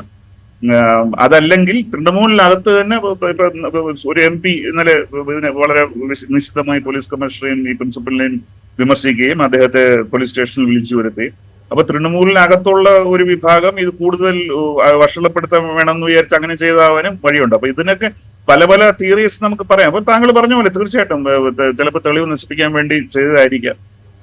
പക്ഷെ ഇന്നിപ്പോ ഒരു തൃണമൂൽ MLA ആണെന്ന് തോന്നുന്നു, അദ്ദേഹം ബാങ്കുരയിൽ അദ്ദേഹം പറഞ്ഞത് ഏതെങ്കിലും ഒരു പേഷ്യന്റ് എന്തെങ്കിലും സംഭവിക്കുകയാണെങ്കിൽ he will hold the protest responsible എന്ന് അവരെ ഭയപ്പെടുത്തുക എന്ന രീതിയിൽ സംസാരിക്കുക. ഇതെല്ലാം വളരെ അനാവശ്യമായ കാര്യങ്ങളാണ്. ഇന്നും ശരിക്കും പറഞ്ഞാൽ മമത ഇതെല്ലാം തടയപ്പെടേണ്ട. പക്ഷെ ഈ ഞാൻ പറഞ്ഞ പോലെ ഈ ഇപ്പൊ എന്തെങ്കിലും പറയുകയാണെങ്കിൽ ശ്രദ്ധിക്കാൻ പറ്റിയ സമയമാണ്, നേതൃത്വത്തിന് സോപ്പിടാൻ പറ്റിയ സമയമാണെന്നുള്ള രീതിയിൽ പലരും വളരെ ഇറസ്പോൺസിബിൾ ആയിട്ടുള്ള സ്റ്റേറ്റ്മെന്റ്സ് തൃണമൂലിനകത്തുനിന്നും വരുന്നുണ്ട്. ഇത് പറയുമ്പോൾ ഇപ്പൊ തൃണമൂലിനകത്ത് തന്നെ ഇപ്പൊ നേരത്തെ സൂചിപ്പിച്ചല്ലോ, സുഖേന്ദു റോയ് എന്നാണെന്ന് തോന്നുന്നു അദ്ദേഹത്തിന് MP പേര്. അതെ, അദ്ദേഹത്തിന്റെ ഒരു പ്രസ്താവന കണ്ടു. അദ്ദേഹം ഡയറക്ട്ലി ഈ പോലീസ് കമ്മീഷണറെയും പ്രിൻസിപ്പളെയും കസ്റ്റഡിയിലെടുത്ത് ചോദ്യം ചെയ്യണം CBI എന്ന് ഡയറക്ട്ലി എക്സിനോട് ആവശ്യപ്പെടുകയാണ് ചെയ്തത്. അതിന്റെ തൊട്ട് ഈ പറയുന്ന അലിഗേഷൻസ് ഒക്കെ അദ്ദേഹം ആവർത്തിക്കുകയും ചെയ്യുന്നുണ്ട്. അവിടെ കെട്ടിടത്തിന്റെ അറ്റകുറ്റപ്പണി നടത്തി, എവിഡൻസ് ടാമ്പർ ചെയ്തു എന്നുള്ള അലിഗേഷൻസ് ഒക്കെ അദ്ദേഹം ഉന്നയിക്കുകയും ചെയ്യുന്നുണ്ട്. അപ്പോൾ ഈ തൃണമൂലിൽ ഇദ്ദേഹം മാത്രമല്ല മറ്റു ചില ലീഡേഴ്സും ഈ ഇഷ്യൂ റേസ് ചെയ്യുന്നുണ്ട്. ഈ തൃണമൂലിന്റെ ഉള്ളിൽ തന്നെ ഇതൊരു ഡിവിഷൻ ഉണ്ടാക്കിയിട്ടുണ്ടോ? അതിന്റെ കൂടെ ബാക്കിയാണോ ഈ പറയുന്ന ഈ എന്താ പറയാ ഊഹാപോഹങ്ങൾ പ്രചരിപ്പിക്കുന്നത്, അല്ലെങ്കിൽ കറക്റ്റ് അല്ലാത്ത ഇൻഫർമേഷൻ സ്പ്രെഡ് ചെയ്യുന്നത്? ഇതൊക്കെ ഈ തൃണമൂലിന്റെ അകത്തുള്ള പ്രശ്നത്തിന്റെ കൂടെ ബാക്കിയാണോ? തീർച്ചയായിട്ടും തൃണമൂലിനകത്തുള്ള പ്രശ്നമാണോ? തൃണമൂലിനകത്ത് അത് യഥാർത്ഥമായിട്ടുള്ളതാണോ, ഒരു ക്രിയേഷൻ ആണോ എന്നറിയില്ല. തീർച്ചയായിട്ടും പല തൃണമൂൽ നേതാക്കൾ ഇങ്ങനെ എന്ത് ക്രൈസിസ് ഉണ്ടായാലും തൃണമൂലിനകത്ത് ഒരു വിഭാഗം അവരെപ്പോഴും പറയാൻ ശ്രമിക്കുന്നത് മമതയെ സപ്പോർട്ട് ചെയ്യുന്ന ഒരു ഓൾഡ് ഗാർഡ് തൃണമൂലിനകത്തുണ്ട്. ആസ് എ മമതയുടെ നെവ്യൂ അഭിഷേക് ബാനർജിയെ സപ്പോർട്ട് ചെയ്യുന്ന ചെറുപ്പക്കാരുടെ ഒരു പുതിയ ഒരു ഗ്രൂപ്പ്, നമ്മൾ ഈ ജിഞ്ചർ ഗ്രൂപ്പ് എന്നൊക്കെ പറയും പോലെ, അല്ലെങ്കിൽ ഇവിടെ കോൺഗ്രസിനകത്തൊക്കെ പണ്ട് നമ്മൾ യങ് ടർക്സ് എന്നൊക്കെ പറയുന്ന രീതിയിൽ ഒരു വിഭാഗം ഈ നെവ്യൂ അവർ കൂടുതൽ പ്രോഗ്രസീവായി ചിന്തിക്കുന്നവരും ഇങ്ങനെയുള്ള. അപ്പൊ ഇതിന്റെ ഉദ്ദേശം ഇത് ശരിക്ക് പൂർണ്ണമായിട്ടും ശരിയാണോ എന്ന കാര്യത്തിൽ എനിക്ക് സംശയമുണ്ട്. എനിക്ക് പലപ്പോഴും തോന്നിയിട്ടുള്ളത് ഇത് ഔദ്യോഗിക നേതൃത്വത്തിന്റെ ആശീർവാദത്തോട് തന്നെയാണ് ഇങ്ങനെയുള്ള, അതായത് ഈ ഗുഡ് കോപ്പ് ബാഡ് കോപ്പ് നമ്മൾ നല്ല പോലീസുകാരനും മോശമായ പോലീസുകാരനും തന്നെ ആദ്യം നമ്മൾ ചോദ്യം ചെയ്യുമ്പോൾ പോലീസുകാരൻ വന്ന് നമ്മളെ വളരെ മര്യാദയ്ക്ക് നീ കാര്യങ്ങൾ പറ എന്ന് പറയും. പിന്നെ വേറൊരു പോലീസുകാരൻ നമ്മളെ തല്ലുക, ചീത്ത വിളിക്കുക. അത് കഴിഞ്ഞ് വീണ്ടും മറ്റേ പോലീസുകാരൻ വന്ന് അപ്പൊ നമ്മൾ അറിയാതെ കാര്യങ്ങൾ പറയും. അപ്പൊ അതുപോലെ ഒരു ഇംപ്രഷൻ ഉണ്ടാക്കാൻ വേണ്ടി, അതായത് തൃണമൂലിനകത്ത് ഇങ്ങനെ ഒരു ശക്തമായ ഒരു പ്രോഗ്രസീവ് ഉണ്ടെന്ന് അത് കാണിക്കാനും ഈ നെവ്യൂനെ മമതയുടെ അടുത്ത് അനന്തരാവകാശമായിട്ട് പ്രൊജക്ട് ചെയ്യാനുമുള്ള ഭാഗമായിട്ടാണ് ഇനി കൂടുതലും തോന്നിയിട്ടുള്ളത്. അപ്പൊ ഇത്തവണ എനിക്കിത് സംശയം, ഇന്നലെ തൊട്ട് പല പത്രങ്ങളിലും ഈ പേരില്ലാത്ത അനോണിമസ് സോഴ്സ് വരുമ്പോഴും നമുക്കറിയാം അത് ആ പാർട്ടിക്കകത്തുനിന്ന് തന്നെയാണ്, ഏത് പാർട്ടിയാണ് സംസാരിക്കുന്ന പാർട്ടിക്കകത്തുനിന്ന് തന്നെയാണ്. അപ്പൊ അവര് ഇതിനൊക്കെ പറഞ്ഞത് ഈ അഭിഷേക് ബാനർജിക്ക് വളരെയധികം ഈ പ്രശ്നം ഇതിനെക്കുറിച്ച് വളരെ അദ്ദേഹം വ്യാകുലനാണ്, അദ്ദേഹം രോഷാകുലനാണ്, സർക്കാർ ഹാൻഡിൽ ചെയ്ത് തീരെ ശരിയായിട്ടില്ല. അപ്പൊ ഇങ്ങനെയുള്ള ലീക്സ് ഇന്ന് 2 ദിവസം കൊണ്ട് വരുന്നുണ്ട്. അപ്പൊ വീണ്ടും ആ അഭിഷേകിന് ഒരു ക്യാമ്പും മമത ക്യാമ്പും രണ്ടും ഓൾഡ് ഗാർഡും ഇവരും തമ്മിൽ ചേരുന്നില്ല. അഭിഷേകാണ് ഹാൻഡിൽ ചെയ്തിരുന്നെങ്കിൽ പ്രിൻസിപ്പലിനെ അവിടെ അറസ്റ്റ് ചെയ്യുമായിരുന്നു, പോലീസ് കമ്മീഷണറെ മാറ്റുമായിരുന്നു. ഇങ്ങനെയുള്ള ഈ അനോണിമസ് ലീക്സ് വരുന്നുണ്ട് നിലവിൽ. അപ്പൊ ഞാൻ വിചാരിക്കുന്ന ഈ സുഖേന്ദു ശേഖർ റോയുടെയൊക്കെ ഈ ഔട്ട് ബേസ്റ്റ് എന്ന് പറയുന്നത് അത് അഭിഷേകിന്റെ ക്യാമ്പിലോട്ട് അദ്ദേഹത്തിന് അവിടെ കൂടുതൽ ഇത് കിട്ടാൻ വേണ്ടിയോ അതിനുള്ള. അപ്പൊ ഇതെല്ലാം രാഷ്ട്രീയ, നമ്മൾ ഈ തരുന്ന വളരെ വില കുറഞ്ഞ അദ്ദേഹത്തിന് പറഞ്ഞ കാര്യങ്ങളിൽ ഒരു കാര്യം അദ്ദേഹം പറഞ്ഞ് പോലീസ് നായ അവരവിടെ 3 ദിവസം കഴിഞ്ഞാണ് കൊണ്ടുപോയത്. അത് പോലീസ് വീണ്ടും അവര് സ്റ്റേറ്റ്മെന്റ് ഇറങ്ങി അവർ അല്ല August 9 തന്നെ പോലീസ് നായ പോയിട്ടുണ്ട്. അപ്പം ഇങ്ങനെ വളരെ ബേസിക് കാര്യങ്ങളിൽ പോലും ഇവർക്ക് തമ്മിൽ യോജിപ്പില്ല, ഭരണകക്ഷിക്കകത്ത് യോജിപ്പില്ല. ഇങ്ങനെയുള്ള കാര്യങ്ങളെ കുറിച്ചാണ് ഇവർ ഈ തർക്കം ഉണ്ടാക്കുന്നത്. അപ്പൊ എനിക്ക് തോന്നുന്നത് ഇതൊക്കെ ഭാവിയിൽ ഇവരുടെ പൊസിഷനിങ്ങിന് വേണ്ടിയുള്ള രാഷ്ട്രീയ നാടകങ്ങളാണ്. നമ്മൾ അതിനകത്ത് കൂടുതൽ വില കൊടുക്കേണ്ടെന്ന് തോന്നുന്നില്ല എനിക്കത്. കാര്യം മമത ഉള്ളിടത്തോളം മമത ആർക്കും ചലഞ്ച് ചെയ്യാൻ പറ്റില്ല തൃണമൂലിന്. അത് സുപ്രീം ലീഡർ എന്നൊക്കെ നമ്മൾ പറയും പോലെ അത് ഡെമോക്രസി ഒരിക്കലും നല്ല കാര്യമല്ല. പക്ഷെ ഈ വൺ പേഴ്സൺ പാർട്ടിക്കായിട്ട് പറ്റുന്ന പ്രശ്നങ്ങൾ ഇതാണ്. ഈ പ്രശ്നം ഇത് മമതയ്ക്ക് എപ്പോഴും പറ്റുന്ന ഒരു പ്രശ്നമാണ് ഇത്. അതായത് ഒരു മമതയ്ക്കെതിരെ എപ്പോഴെങ്കിലും ഒരു ബഹുജന പ്രക്ഷോഭം ഉണ്ടാകില്ല, അത് അവര് ഇമ്മീഡിയറ്റ്ലി അതൊരു കോൺസ്പിറസി ആയിട്ട് കാണുകയും ഇപ്പൊ 2012 വളരെ ഇത് ഇൻഫേമസ് ആയിട്ടുള്ള പാർക്ക് സ്ട്രീറ്റ് റേപ്പ് കേസിലും മമതയുടെ റിയാക്ഷൻ ആദ്യം ഇതുപോലെയായിരുന്നു, അങ്ങനെ സംഭവം ഉണ്ടായിട്ടില്ല എന്ന് പറഞ്ഞു. പിന്നെ കാംദുനി എന്ന് പറഞ്ഞ 2013 അവിടെയും മമതയുടെ ഇനിഷ്യൽ ഇത് വളരെ ഹോസ്റ്റൈൽ ആയിട്ടുള്ള റിയാക്ഷൻ ആയിരുന്നു. ഇവിടെ ഇത്തവണ അങ്ങനെ ആയിരുന്നില്ല. പക്ഷെ പറയേണ്ടാത്ത പല കാര്യങ്ങൾ മമത പറയുകയും അതുപോലെ വളരെ ഇങ്ങനെയുള്ള പ്രശ്നങ്ങൾ ഉണ്ടാകുമ്പോൾ വളരെ സംയമനത്തോടെ നമ്മൾ ഈ പ്രക്ഷോഭം ചെയ്യുന്ന വിദ്യാർത്ഥികളെയും മാതാപിതാക്കളെയും അവരെയും കണ്ട് അവരെ സമാശ്വസിപ്പിക്കുക എന്നുള്ള കാര്യം തീർച്ചയായിട്ടും ഗവൺമെന്റ് ചെയ്തിട്ടില്ല. അത് പലപ്പോഴും മമത ചെയ്യാതിരിക്കാൻ കാര്യം അവരുടെ ഒരു പൊളിറ്റിക്കൽ പാസ് എന്ന് പറഞ്ഞാൽ ഷി വാസ് ഓൾവേസ് ബാക്കിയുള്ളവർ അവരുടെ മേലിൽ ഈ കുതിര കയറുക എന്ന് പറഞ്ഞാൽ അവരെ ഒറ്റപ്പെടുത്തുക. അപ്പൊ അത് അവരുടെ മനസ്സിൽ ഇപ്പോഴും ഉണ്ട്. അവരെന്തെങ്കിലും CPM അവരെ ഒരുപാട് ദ്രോഹിച്ചിട്ടുണ്ട്. ഇപ്പൊ BJP-യും CPM-ഉം കോൺഗ്രസും എല്ലാവരും കൂടെ അവർക്ക് അത് തിരിഞ്ഞു എന്നുള്ള ഒരു സീച്ച് മെന്റാലിറ്റി ഉള്ള ഒരു പെർസിക്യൂഷൻ കോംപ്ലക്സ് ഉള്ള ഒരാൾ തന്നെ, ഒരു ലീഡർ തന്നെയാണ്. അപ്പം അവരെ കൂടുതൽ അവരെ ഉപദേശിക്കാനായിട്ടുള്ള സ്ട്രോങ് ആയിട്ടുള്ള അഡ്വൈസേഴ്സ് ഇല്ല. കാര്യം അവര് പറഞ്ഞാൽ that is the last word. അപ്പൊ അതുകൊണ്ടാണ് ഇങ്ങനെ അത് കോൺസ്പിറസിയാണ് അവർ BJP ചെയ്തതെന്ന് ആരെങ്കിലും പറയുകയാണെങ്കിൽ she will immediately believe it and react like that. ഈ പ്രശ്നം അതാണ്. അപ്പം പലപ്പോഴും രാഷ്ട്രീയത്തിൽ നമ്മൾ പ്രതികരിക്കേണ്ടാത്ത ഇത് അങ്ങനത്തെ ഒരു കേസാണ്. വളരെ സെൻസിറ്റീവ് ആയിട്ടുള്ള, വളരെ ഞെട്ടിക്കുന്ന ഒരു കേസിൽ നമ്മൾ മിണ്ടാതിരുന്നാലും അതിനൊരു സൈലൻസിന് ഒരു സ്പേസ് ഉള്ള ഇതാണ്. പക്ഷെ അതില്ലാതെ എല്ലാത്തിനും ഒരു അഭിപ്രായം പറയുക എന്നുള്ള ഒരു പ്രശ്നം മമതയ്ക്കുണ്ട്. അതിന്റെയൊക്കെ ഭവിഷ്യത്താണ് ഇപ്പം കാണുന്നത്. ഇപ്പൊ നേരത്തെ ഈ ഹെൽത്ത് ബ്യൂറോക്രസിയുടെ കാര്യം പറഞ്ഞല്ലോ. ഹെൽത്ത് ബ്യൂറോക്രസിയുടെയും അവിടുത്തെ സിസ്റ്റത്തിന്റെയും ഒരു ഇപ്പോഴുമുള്ള പിന്നാക്കാവസ്ഥയെ കുറിച്ച് പറഞ്ഞല്ലോ. അപ്പൊ ഇത് ഇത്തരം അതിക്രമങ്ങളൊക്കെ അരങ്ങേറാൻ പാകത്തിനുള്ള പഴുതുകൾ നൽകുന്ന വിധത്തിലാണോ അവിടുത്തെ ഈ സിസ്റ്റം ഇപ്പോഴും ഉള്ളത്? ഞാൻ ചോദിക്കുന്നത് അവിടുത്തെ ആരോഗ്യ രക്ഷാ സംവിധാനങ്ങളെ കുറിച്ചല്ല, അവിടുത്തെ ഈ അതിൽ ഇൻവോൾവ് ചെയ്യുന്ന മനുഷ്യന്മാർക്ക് സുരക്ഷിതമായി പ്രവർത്തിക്കാൻ കഴിയുന്ന ഒരു സാഹചര്യം ഇപ്പോഴും ആ സിസ്റ്റത്തിൽ ഉണ്ടായിട്ടില്ല എന്നാണോ? സുരക്ഷിതം എന്ന് പറയുന്നതിനെക്കാട്ടി നമ്മൾ ഈ കാര്യത്തിൽ ഈ പ്രശ്നം വന്നപ്പോൾ നമ്മൾ പലപ്പോഴും കുഴപ്പമൊന്നുമില്ല. നമ്മൾ പ്രധാനമായിട്ടും ഇപ്പൊ ചർച്ച ചെയ്യുന്ന ഡോക്ടേഴ്സിന്റെ പ്രശ്നം. തീർച്ചയായിട്ടും നമ്മൾ ഒരിക്കലും ഒരു ഡോക്ടറിനെ ആക്രമിക്കുന്നതിനോ അല്ലെങ്കിൽ ക്രിട്ടിസൈസ് ആവശ്യമില്ലാതെ ക്രിട്ടിസൈസ്, അവർ വളരെയധികം പ്രഷറിൽ ജോലി ചെയ്യുന്നവർ നമ്മൾ പാടി. പക്ഷെ ഇതിന്റെ ഒരു മറുസൈഡ് ഉള്ളതെന്ന് പറഞ്ഞാൽ ഈ എന്തുകൊണ്ടാണ് ഇങ്ങനെ പ്രശ്നങ്ങൾ ഉണ്ടാകുന്നത്? ഈ പ്രശ്നമല്ല ഞാൻ പറഞ്ഞ ഡോക്ടേഴ്സ് സുരക്ഷിതത്വം എന്നുള്ള പ്രശ്നം ഉണ്ടാകുന്നത്. ഈ പേഷ്യൻസിന്റെ കാര്യം വളരെ വളരെ പരിതാപകരമാണ്. ഇവിടുത്തെ പേഷ്യൻസ് പല സ്ഥലത്തും കിടക്കാൻ പോലും കട്ടിലില്ല, താഴെയാണ് കിടക്കുന്നത്. ഞാൻ 91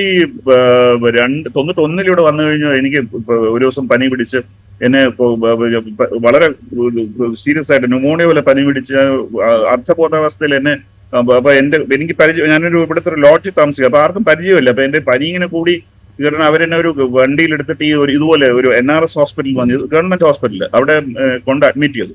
അപ്പൊ ഞാനൊരു 2 മണിക്കൂർ കഴിഞ്ഞാണ് എനിക്ക് ഒരുമാതിരി ബോധമൊക്കെ വന്ന് ഞാൻ ആ ഹോസ്പിറ്റലിൽ ഞാൻ കള്ളം പറയാം, ഞാൻ ജനലിൽ കൂടെ എടുത്ത് ചാടി ഞാൻ തിരിച്ചു വന്നിട്ട് വേറൊരു പ്രൈവറ്റ് ഡോക്ടറെ കണ്ട് ഞാൻ ലോഡ്ജിൽ കിടന്ന് തന്നെ ചികിത്സിക്കുക. കാര്യം അവിടെ എനിക്ക് ആശുപത്രി കണ്ടപ്പോൾ മനസ്സിലായി ഞാൻ അവിടെ കിടന്നിരുന്നെങ്കിൽ മിക്കവാറും ജീവനോട് തിരിച്ചു. അത്ര പരിതാപകരമാണ് അത്. 92 അതിൽ നിന്നൊക്കെ ഇമ്പ്രൂവ് ചെയ്ത് കാണും. പക്ഷെ ഇതൊരു യാഥാർത്ഥ്യമാണ്. ഇപ്പം കുറച്ചൊക്കെ കാശുള്ളവർ, ഇപ്പൊ ഞാൻ അതിനുശേഷം പിന്നെ ഒരു സർക്കാർ ആശുപത്രിയിൽ, ബംഗാളിൽ സർക്കാർ ആശുപത്രിയിൽ പോലുള്ള ധൈര്യം കാണിച്ചിട്ടില്ല. കാര്യം പേടിയാണ് പോകാനായിട്ട്. നമുക്ക് പരിചയമില്ല, നമുക്ക് റെക്കമെൻഡേഷൻ. അതേസമയം SSK എന്ന് പറഞ്ഞ ഇവിടെ വലിയ VIP അവരുടെ ഹോസ്പിറ്റലാണ്. അവിടെ നമുക്ക് ഇൻഫ്ലുവൻസും പരിചയവും ഒക്കെ ഉണ്ടെങ്കിൽ നമുക്ക് വളരെ നല്ല വാർഡൻ ട്രീറ്റ്മെന്റ്, റോസ് വാർഡ് എന്നൊക്കെ പറഞ്ഞ് ട്രീറ്റ്മെന്റ്. പക്ഷെ എനിക്ക് അങ്ങനെയുള്ള പരിചയം ഇൻഫ്ലുവൻസ് ഇല്ലാത്തോട്ട് ഞാൻ പോകാറില്ല. കാര്യം പോയാൽ നമ്മൾ രാവിലെ പോവുകയാണെങ്കിൽ ചിലപ്പോൾ വൈകുന്നേരം 6 മണിക്ക്. അത് അവരുടെ കുറ്റമല്ല, അത് അത്രമാത്രം ക്യൂ ആണ്, അത്രമാത്രം തിരക്കാണ്. ഡോക്ടേഴ്സ് കോൺസ്റ്റന്റ്ലി ജോലി വർക്ക് ചെയ്യണം. അപ്പൊ ബംഗാളിലൊരു പലരും പറയുന്നത് ഹോസ്പിറ്റൽസ്, പ്രൈവറ്റ് ഹോസ്പിറ്റൽസ് നല്ലതായിരിക്കും, പക്ഷെ ഡോക്ടേഴ്സ് എപ്പോഴും ഈ ഗവൺമെന്റ് ഡോക്ടേഴ്സാണ് നല്ല. കാര്യം ഒരു ദിവസം അവർ ഹാൻഡിൽ ചെയ്യുന്ന കേസിന്റെ ആ ഡൈവേഴ്സിറ്റി എന്ന് പറഞ്ഞാൽ, അതുകൊണ്ട് പലപ്പോഴും ഈ ഡോക്ടേഴ്സിന് നമ്മൾ കാര്യം പറയുമ്പോൾ തന്നെ അവർക്ക് മനസ്സിലാവും എന്താ diagnosis. Very good at diagnosis. Medical സയൻസിന്റെ ഏറ്റവും ദുർഘടമായ കാര്യം ഡയഗ്നോസ് ചെയ്യാന്നുള്ളതാണ്. കാര്യം ഇത് ഇത്രയും ഡൈവേഴ്സ് ആയിട്ടില്ല. അത് ഒരു പ്രൈവറ്റ് ഹോസ്പിറ്റലിൽ ഒരു ഡോക്ടർ 15 വർഷമോ 20 വർഷത്തെ എക്സ്പീരിയൻസ് ഇവർക്ക് ഒരു 5 വർഷം കൊണ്ട് ഇവിടെ കിട്ടും. കാര്യം അത്രമാത്രം പ്രഷറിനും വർക്ക് ലോഡുമാണ്. അപ്പൊ ഇതൊരു ഹെൽത്ത് ഇൻഫ്രാസ്ട്രക്ചറിന്റെ പ്രശ്നമാണ്. അപ്പൊ ആത്യന്തികമായിട്ട് നമ്മൾ നോക്കുകയാണെങ്കിൽ ഇതെല്ലാം ഒരു പൊളിറ്റിക്കൽ ഇക്കണോമിയുടെ പ്രശ്നം. കാര്യം ഇത് ഇംപ്രൂവ് ആണെങ്കിൽ എന്ത് വേണം? പൈസ വേണം. അപ്പൊ ഇത് പാവങ്ങളായതുകൊണ്ട് നോബഡി ഇസ് ബോതേർഡ് അബൌട്ട്. നമ്മളിപ്പോ റോഡിനോ അല്ലെങ്കിൽ ഫ്ലൈ ഓവറിനോ മറ്റു കാര്യങ്ങൾക്കോ, ഇപ്പൊ മെട്രോ റെയിൽവേക്കോ വന്ദേ ഭാരതിനോ നമ്മൾ ചെലവാക്കി നമ്മൾ അതിനെ കുറിച്ചൊക്കെ ബോസ്റ്റ് ചെയ്യുന്നു. പക്ഷെ നമ്മുടെ ആശുപത്രികളാണ്, അല്ലെങ്കിൽ നമ്മുടെ സ്കൂളുകളും ആശുപത്രികളാണ് ഒരു രാജ്യത്തിന്റെ എന്തോരം ഡെവലപ്മെന്റ് എന്നുള്ള ഏറ്റവും നല്ല യാഡ് സ്റ്റിക്ക്. അതായത് താങ്കൾ പറഞ്ഞത് ഈ പബ്ലിക് ഹെൽത്ത് ഇൻഫ്രാസ്ട്രക്ചർ എന്ന് പറയുന്നതിനകത്തേക്കുള്ള ഇൻവെസ്റ്റ്മെന്റ് അത് ഇപ്പോഴും ഒരു പ്രയോറിറ്റി സെക്ടറായിട്ട് ഇപ്പോഴും അവിടുത്തെ സംവിധാനങ്ങൾ കാണുന്നില്ല എന്നാണോ? അല്ല, പ്രയോറിറ്റി അവരുടെ ഇപ്പൊ ഇൻക്രിമെന്റലായിട്ട് ഇപ്പൊ കണക്ക് വെച്ച് ചോദിക്കുമ്പോൾ അവർ പറയുന്നു എല്ലാ വർഷം കൂടുന്നുണ്ടെങ്കിൽ പറയുമായിരുന്നു. ഞാൻ പറയുന്നത് അതിന് വേണ്ട രീതിയിൽ അതിനുള്ള വിഭവശേഷി ഇല്ല എന്നുള്ളൊരു പ്രശ്നമുണ്ട് ബംഗാളിൽ. അതിന് പ്രധാന കാരണം എന്ന് പറഞ്ഞാൽ ഇവിടെ ടാക്സ് നമുക്ക് എവിടെ നിന്നാണ് സർക്കാരിന് കാശ് കിട്ടുന്നത്? ടാക്സ് ഉണ്ടെങ്കിൽ. അപ്പൊ അതുണ്ടെങ്കിൽ നമുക്ക് വ്യവസായം ഇല്ലാതെ പറ്റില്ല. ഇതെല്ലാം ആത്മീയമായിട്ട് ഇതിനകത്താണ് വെൽത്ത് ക്രിയേറ്റ് ചെയ്യുക എന്നുള്ളൊരു സംഭവം കേരളത്തിൽ നടക്കുന്ന. കേരളത്തിൽ നമുക്കിപ്പം ഏറ്റവും നമ്മുടെ വെൽത്ത് ക്രിയേഷൻ എന്ന് പറഞ്ഞാൽ നമുക്ക് റിമിറ്റൻസ് ആണ്. പുറത്തുനിന്ന് വരുന്ന പൈസയാണ്. അല്ല നമ്മുടെ ഇവിടെ വലുതായിട്ട് ക്രിയേഷൻ ഉണ്ടാവുന്നില്ല. അപ്പൊ ബംഗാളിൽ ആ വെൽത്ത് റെമിറ്റൻസും ഇല്ല, വളരെ കുറവാണ്. മൈഗ്രന്റ് ലേബർ ഒരുപാട് പോകുന്നുണ്ടെങ്കിൽ അത് സബ്സിസ്റ്റൻസ് ലെവലിലുള്ള ക്രിയേഷൻ. അപ്പം റിസോഴ്സ് എന്ന് പറഞ്ഞാൽ പിന്നെ സെന്റർ പലപ്പോഴും നമ്മൾ അവിടെ കേരളത്തിൽ നടക്കും പോലെ ഓരോ കാര്യങ്ങൾ പറഞ്ഞ് ജസ്റ്റിഫൈഡും അൺജസ്റ്റിഫൈഡുമുള്ള കാര്യങ്ങൾ പറഞ്ഞ് റിസോഴ്സ്. അപ്പൊ ഇവിടെ ആത്യന്തിക ബംഗാളിപ്പം ഇങ്ങനെയുള്ള കാര്യങ്ങൾ സോൾവ് ചെയ്യണമെങ്കിൽ, അതായത് വെൽഫെയർ സ്റ്റേറ്റ് ആയിട്ട് മമത ഒരുപാട് വെൽഫെയർ കാര്യങ്ങൾ ചെയ്യുന്നുണ്ട്. പക്ഷെ ഇതിന് പൈസ എന്ന് പറയുന്നത് ഈ റിസോഴ്സസ് മുഴുവൻ ഇങ്ങനെയുള്ള കാര്യങ്ങൾക്ക് പോവാണ്. ഈ വളരെ നല്ല സ്കീംസ് ആണ്, ഒരുപാട് സ്കീംസ് ഉള്ളത്. ഏകദേശം 8 കോടി, അത് 10 കോടി ജനങ്ങളിലുള്ള 8 കോടി ആളുകൾ 80% കൊള്ളും. മമത പറയുന്നത് 90% ആണ്. 80% ആളുകൾ എന്തെങ്കിലുമൊക്കെ സ്കീമുമായിട്ട് കവേർഡാണ്. പക്ഷെ ഇതൊക്കെ ഈ നമ്മുടെ ഇമ്മീഡിയറ്റ് നീഡ്സിനുള്ള സ്കീം, ഈ ലോങ് ടേം ഇൻവെസ്റ്റ്മെന്റ് എന്ന് പറഞ്ഞ ക്യാപിറ്റൽ ഇൻവെസ്റ്റ്മെന്റ് എന്ന് പറയുന്നത് തീരെ നടക്കുന്നില്ല എന്നാണ് എന്റെ പ്രധാനമായ സംശയം. കാരണം അതിന് കാരണം റിസോഴ്സ് ഇല്ല. റിസോഴ്സ് ഇല്ലാതിരിക്കും കാര്യം ഇവിടെ വ്യവസായം ഇല്ല. വ്യവസായം ഇല്ലാതെ ഇവിടുന്ന് ആരെ ടാക്സ് ചെയ്യാൻ പറ്റും? ഇപ്പം നമ്മുടെ ഇൻകം ടാക്സ് എന്നൊക്കെ ഉള്ളത് വളരെ തുച്ഛമായ രീതിയിൽ കിട്ടും. അത് എന്തായാലും സ്റ്റേറ്റ് ഗവൺമെന്റ് കിട്ടില്ല, സെൻട്രൽ ടാക്സുമാണ്. അപ്പൊ റിസോഴ്സ് മൊബിലൈസേഷൻ ഇല്ലാതെ ഈ കാര്യം ചെയ്യാൻ പറ്റില്ല എന്നുള്ള ഒരു വലിയൊരു പ്രശ്നമുണ്ട്. അത് ആരും ഇത് വളരെ സീരിയസ് ആയിട്ട് അഡ്രസ് ചെയ്തിട്ടില്ല. ഇങ്ങനെ നമ്മളെ ഞെട്ടിപ്പിക്കുന്ന ക്രൈംസ് ഉണ്ടാവുമ്പം നമ്മൾ പ്രൊട്ടസ്റ്റ് ചെയ്യും. പക്ഷെ പിറ്റേ ദിവസം 2 ദിവസം കഴിയുമ്പോഴേക്കും we go back to our. അതിന്റെ ഫണ്ടമെന്റൽ പ്രശ്നം സോൾവ് ചെയ്യാനായിട്ട് ഒരു ഡിബേറ്റോ. ഇപ്പൊ ബംഗാളിനെ നേരിടുന്ന ഏറ്റവും വലിയ പ്രശ്നം എന്ന് പറഞ്ഞത് ബുദ്ധദേവ് ഭട്ടാചാര്യയെ ഉദ്ദേശിച്ച് അദ്ദേഹം കഴിഞ്ഞ അടുത്ത മരിച്ചുകൊണ്ട് ഞാൻ പറയാണ്, അദ്ദേഹം ഉന്നയിച്ച പ്രശ്നമാണ് ഏറ്റവും വലിയ പ്രശ്നം. ബംഗാൾ വ്യവസായവൽക്കരിക്കപ്പെടണമോ വേണ്ടയോ എന്നുള്ളത്. അത് വേണ്ട എന്ന രീതിയിൽ ഒരു തീരുമാനം എടുത്ത പോലെ ചർച്ചയൊന്നും ഇല്ലാതെ ഇങ്ങനെ സ്ഥലമെടുപ്പ് കൊണ്ട് നന്ദിഗ്രാമും സിംഗൂറും ഉണ്ടായതുകൊണ്ട് ഇനി അങ്ങനെയൊന്നും വേണ്ട എന്നുള്ള രീതിയിൽ അതങ്ങ് നമ്മൾ ഈ സ്വെപ്റ്റ് അണ്ടർ ദ കാർപ്പറ്റ്, ആർക്കും അതിനെ കുറിച്ച് ഒരു അൺപ്ലസന്റ് ആയിട്ടുള്ള കാര്യമായിട്ട് ചർച്ച ചെയ്യാതെ പതുക്കെ അങ്ങ് ബെറിയുകയാണ് ചെയ്തത്. അപ്പൊ അതിന്റെയൊക്കെ ഫലങ്ങളാണ് ഇത് അനുഭവിക്കുന്നത്. ഇതിപ്പോ ഇങ്ങനെ ഉള്ള സംഭവങ്ങൾ ഇനി ഉണ്ടായിക്കൊണ്ടേ ഇരിക്കും, നമുക്കത് തടയാൻ പറ്റില്ല. കാര്യം ഈ പറയുന്ന ഹോസ്പിറ്റൽസ് എവിടെയൊക്കെ ജനങ്ങൾ ഇടപഴകുന്ന അവിടെയെല്ലാം there is scope for exploitation, there is scope. കാര്യം ഭയങ്കരമായ ഡിമാൻഡ് വരുമ്പം ഇങ്ങനെയുള്ള കാര്യങ്ങൾ ഈ പറഞ്ഞ പോലെ ലൈറ്റ് ഒരു ഇടനാഴി ലൈറ്റ് പറയുന്ന കാര്യങ്ങൾ ഞെട്ടിക്കുന്ന കാര്യങ്ങളാണ്. അവിടെ വനിതകൾക്ക് ഒരു വാഷ്റൂം പോലും, ഡോക്ടേഴ്സിന് വാഷ്റൂം പോലും ഇല്ലായിരുന്നു. ആലോചിച്ചു. എന്നിട്ട് ഒരു സെമിനാർ ഹാളിൽ പോയി ഉറങ്ങുക, രാത്രി 3 മണിക്ക് 36 മണിക്കൂർ ജോലി ചെയ്തിട്ട് പോയി ഉറങ്ങുക എന്നൊക്കെ പറഞ്ഞാൽ ഇതെല്ലാം നമ്മൾ ഒരു മോഡേൺ ഡെമോക്രസി നമ്മൾ പറയുന്നത്, ലോകത്തിലെ ഏറ്റവും വലിയ ഡെമോക്രസി നമ്മൾ പറയുന്നത്, അവിടെ നടക്കുന്ന കാര്യങ്ങൾ. ഇത് ഹെൽത്ത് കെയറിൽ മാത്രമല്ല, ഇന്ത്യയില് എല്ലാ തൊഴിൽ മേഖലയിലും ഈ സംഭവങ്ങൾ നടക്കുന്നുണ്ട്. നമ്മൾ തന്നെയാണ് ട്രേഡ് യൂണിയൻ എന്ന് പറഞ്ഞാൽ എന്തോ വലിയൊരു അപകടമായിട്ട് നമ്മുടെ കേരളത്തിലേക്ക് വലിയ മാധ്യമ സിംഹങ്ങളും മറ്റുള്ളവരും പറഞ്ഞ ട്രേഡ് യൂണിയൻ എന്ന് പറഞ്ഞാൽ എന്തോ അപകടം. ഇതെല്ലാം ഓരോ ഫങ്ഷൻസ് ഉണ്ടായിരുന്നു ഒരു ഹെൽത്തി സൊസൈറ്റിയിലുള്ള. ആ ട്രേഡ് യൂണിയൻ നശിപ്പിച്ചു എല്ലാം. അപ്പൊ ആരും ചോദിക്കാനും പറയാനും ഇല്ല എന്നുള്ളത്. ഡോക്ടേഴ്സ് വേണ്ടി സംസാരിക്കാൻ ആരുമില്ല. ഈ IMA എന്ന് പറയുന്നത് ഇത് അവരുടെ പൊളിറ്റിക്കൽ അഫിലിയേഷൻ നമുക്കറിയാം. അവർ എപ്പോഴൊക്കെയാണ് സംസാരിക്കുന്നത്. ഇപ്പോ കേന്ദ്രത്തിനെതിരില്ലാത്തതുകൊണ്ട് അവർ വളരെ ശക്തമായിട്ട് നിൽക്കുന്നു. പക്ഷെ പറയേണ്ട പല കാര്യങ്ങളും അവർ പറയുന്നില്ല എന്നുള്ള ഒരു സത്യമാണ്. അപ്പൊ ഇങ്ങനെയൊക്കെയുള്ള അപ്പൊ വളരെ സാമൂഹികപരവും പൊളിറ്റിക്കലും എക്കണോമിക് ഇങ്ങനെയുള്ള വളരെ കോംപ്ലക്സ് ആയിട്ടുള്ള ഇഷ്യൂ ആണ്. അതിന് കൂടെ ഉണ്ടാവുന്ന ഈ ഒരു എക്സ്പ്ലോഷനാണ് നമ്മളിപ്പോ കാണുന്നത്. റൈറ്റ്. എന്തായാലും ഇപ്പോൾ ഇതൊരു പൊളിറ്റിക്കലി ഉപയോഗിക്കാൻ BJP വളരെ സമർത്ഥമായിട്ട് ശ്രമിക്കുന്നുണ്ട് എന്ന് തോന്നുന്നു. ഗവർണർ അദ്ദേഹത്തിന്റെ റോളിനപ്പുറത്തുള്ള ഇടപെടൽ നടത്തുന്നതായിട്ട് റിപ്പോർട്ടുകൾ കാണുന്നുണ്ട്. കാരണം വെച്ചാൽ അദ്ദേഹം മീറ്റിങ്ങുകൾ വിളിക്കുന്നു. ഇത് ബേസിക്കലി ഇത് ആഭ്യന്തര വകുപ്പ് ഡയറക്റ്റ് കൈകാര്യം ചെയ്യേണ്ടതാണ്. CBIക്ക് കൈമാറിയ സ്ഥിതിക്ക് CBI ആണ് ഇനി അതിന്റെ അന്വേഷണം നടത്തുന്നത്. ഗവർണർ ഇമ്മീഡിയറ്റ് ആയിട്ട് മീറ്റിങ്ങുകൾ വിളിക്കുന്നു എന്നൊക്കെ പറഞ്ഞിട്ടുള്ള റിപ്പോർട്ടുകൾ കാണുന്നുണ്ട്. അതായത് ഇത് വളരെ രാഷ്ട്രീയമായി ഉപയോഗിക്കാനുള്ള ശ്രമം ഗംഭീരമായിട്ട് അവിടെ നടക്കുന്നു എന്നതിൽ തർക്കമില്ല. തീർച്ചയായിട്ടും അത് നടക്കുന്നുണ്ട്. പക്ഷെ ഇത് എങ്ങനെ മുന്നോട്ട് പോകുന്നുള്ള ഒരു വലിയ ഇതാണ്.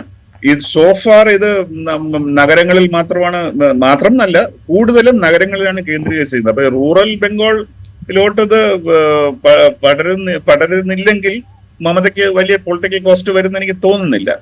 കാര്യം ഈ അർബൻ സെന്റേഴ്സിൽ അവർ തൃണമൂല് കുറച്ചൊക്കെ സിവിക് ഇലക്ഷനിൽ ചിലപ്പോൾ വല്ല ബാക്ക്ലാഷ് ഉണ്ടാവുന്നുണ്ടാവും. പക്ഷെ എനിക്ക് തോന്നുന്നില്ല റൂറൽ ഇതിൽ പടരുകയാണെങ്കിൽ പ്രോബ്ലം ഫോർ മമത. സോഫാർ എനിക്ക് തോന്നുന്നു അതുകൊണ്ടാണ് മമതയും വളരെ അഗ്രസീവായിട്ട് ചില സമയങ്ങളിൽ ഇതിന്, അതായത് അവരത് ഇത് മാത്രമല്ല ഇവിടെ പ്രശ്നം, വേറെ പ്രശ്നങ്ങളുണ്ടെന്നുള്ള രീതിയിൽ ഒരു ഇതും കൂടെ. അപ്പൊ അവരുടെ ഒരു പൊളിറ്റിക്കൽ മെസ്സേജിങ് സട്ടിലായിട്ട് ഉണ്ട് അതിനകത്ത്. അപ്പം ഇതെങ്ങനെ അൺഫോൾഡ് ചെയ്യുന്ന നമുക്ക് പക്ഷെ ഏറ്റവും പ്രധാനപ്പെട്ട നമ്മളൊരു ജേർണലിസ്റ്റ് എന്നോ ഒബ്സർവർ എന്നോ കമന്റേറ്റർ എന്ന രീതിയിൽ ഇങ്ങനെയുള്ള സംഭവങ്ങൾ ഉണ്ടാകുമ്പോൾ ഇറ്റ്സ് ബെറ്റർ ടു വെയിറ്റ്. തീർച്ചയായിട്ടും ഈ പ്രതിഷേധങ്ങളെ സപ്പോർട്ട് ചെയ്യാന്നുള്ള നമ്മുടെ എല്ലാവരുടെയും കടമയാണ്. കാര്യം അവർക്ക് പ്രതിഷേധിക്കാനുള്ള പൂർണ്ണമായിട്ട് ഇതിന് പ്രതിഷേധിച്ചില്ലെങ്കിൽ നമ്മൾ എന്തിനെതിരെ പ്രതിഷേധിക്കും? ഇങ്ങനെ ഒരു സംഭവത്തിനെതിരെ പ്രതിഷേധിച്ചില്ലെങ്കിൽ നമ്മൾക്ക് എന്തിനെതിരെ പ്രതിഷേധിക്കണം? പ്രതിഷേധിക്കുന്നവരെ പൂർണ്ണമായും സപ്പോർട്ട് ചെയ്യുക തീർച്ചയായിട്ടും. കാര്യം അവരുടെ പ്രതിഷേധം ഇല്ലെങ്കിൽ ഈ അന്വേഷണം അട്ടിമറിയുന്ന ഇന്ത്യൻ, അത് ബംഗാളിൽ മാത്രം കുഴപ്പമില്ല, ഇന്ത്യയിൽ തീർച്ചയായിട്ടും ഇങ്ങനെയുള്ള അട്ടിമറികളും കാര്യങ്ങളും നടന്നിട്ടുണ്ട്. അപ്പം കോൺസ്റ്റന്റ് വിജിൽ എന്നുള്ളത് വളരെ അത്യാവശ്യം. പക്ഷെ അതേ സമയത്ത് തന്നെ നമ്മൾ ഈ തെളിവ് വരും വരെ വെയിറ്റ് ചെയ്യാന്നുള്ളത്. ചിലപ്പോൾ പറയുന്ന കാര്യങ്ങളെല്ലാം ശരിയായിരിക്കാം, പക്ഷെ തെളിവില്ലാതെ നമ്മൾ പറയുമ്പോൾ നമ്മൾ ഡോക്ടേഴ്സിനെ തന്നെയാണ് കുറ്റം. കാര്യം നമ്മളിപ്പോ ചിലർ പറയുന്ന അവിടെ എന്തോ ഓർഗൻ റാക്കറ്റ് നടക്കുകയാണ് എന്ന് പറഞ്ഞാൽ ഡോക്ടേഴ്സും കൂടെ പങ്കാളികളാതെ പറ്റില്ലല്ലോ. ഈ വധിക്കപ്പെട്ട ഡോക്ടറെ കുറിച്ചല്ല ഞാൻ പറയുന്നത്, വേറെ ഏതോ ഡോക്ടേഴ്സും കൂടെ അതിനകത്ത് പങ്കാളികൾ. അപ്പം നമ്മളിത് ഡോക്ടേഴ്സിനെ പ്രൊട്ടക്ട് ചെയ്യാന്ന് ഒരു സമയത്ത് പറയുന്നു, എന്നാൽ ഈ നമുക്ക് തെളിവില്ലാതെ നമ്മൾ ഇങ്ങനെയുള്ള കാര്യങ്ങൾ പറയുമ്പോൾ നമ്മൾ അറിയാതെ തന്നെ അവരെയും കുറ്റപ്പെടുത്തുകയാണ്, അവരെയും കൂടെ നമ്മൾ മലയും ചെയ്യുകയാണെന്നുള്ള ഒരു ഓർമ്മയും കൂടെ നമ്മൾ മനസ്സിലാക്കുക എന്നുള്ളത്. അവസാനമായിട്ടൊരു കാര്യം കൂടെ, ഇപ്പൊ മമതയുടെ ഒരു ജനപ്രിയതയുടെ അടിസ്ഥാനം എന്ന് പറയുന്നത് അവർക്ക് സ്ത്രീകളുമായിട്ടുള്ള ഒരു വലിയ കണക്റ്റായിരുന്നു. അവരുടെ പ്രസിദ്ധമായ മുദ്രാവാക്യം തന്നെ മാ മിട്ടി മനുഷ്, വലിയ തോതിൽ ബംഗാളിൽ അവരുടെ ഒരു രാഷ്ട്രീയ സ്വാധീനം വർദ്ധിപ്പിക്കുന്നതിന് സഹായിച്ചിട്ടുണ്ട്. കഴിഞ്ഞ ഇലക്ഷനിലൊക്കെ സ്ത്രീകളുടെ വലിയ പിന്തുണ, സ്ത്രീകളെ ലക്ഷ്യമിട്ടുള്ള സ്കീമുകൾ, അതിലൂടെ സ്ത്രീകൾക്കിടയിൽ അവർക്കുണ്ടായ സ്വാധീനം, ഇതൊക്കെ വലിയ തോതിൽ അവരെ സഹായിച്ചിട്ടുണ്ട് രാഷ്ട്രീയമായിട്ട്. ഈ സംഭവം അല്ലെങ്കിൽ ഇത്തരം സംഭവങ്ങൾ ഈ മമതയുടെ ഒരു ഇമേജിനെ വലിയ തോതിൽ ഡാമേജ് ചെയ്തിട്ടുണ്ടോ, പ്രത്യേകിച്ച് സ്ത്രീകളുടെ ഇടയിൽ? ഞാൻ അത് വീണ്ടും 2012 ഈ പാർക്ക് സ്ട്രീറ്റ് റേപ്പ് കേസ് എന്ന് പറഞ്ഞ അതൊരു വലിയൊരു പ്രശ്നമായിരുന്നു. പിന്നെ കാംതുനി കുറച്ച് അത്ര അർബൻ അല്ല, സെമി അർബൻ ഏരിയയിൽ നടന്ന വളരെ ഞെട്ടിപ്പിക്കുന്ന ഒരു കോളേജ് വിദ്യാർത്ഥിനിയുടെ മരണത്തിന് പറ്റും. അപ്പൊ ഈ രണ്ട് സംഭവങ്ങളും ഇത് കൽക്കട്ടയിലെ ഇതുപോലെ വളരെ വലിയ രീതിയിൽ പ്രതിഷേധങ്ങളും ഇതുമെല്ലാം നടന്നതാണ് രണ്ടിനെ കുറിച്ച്.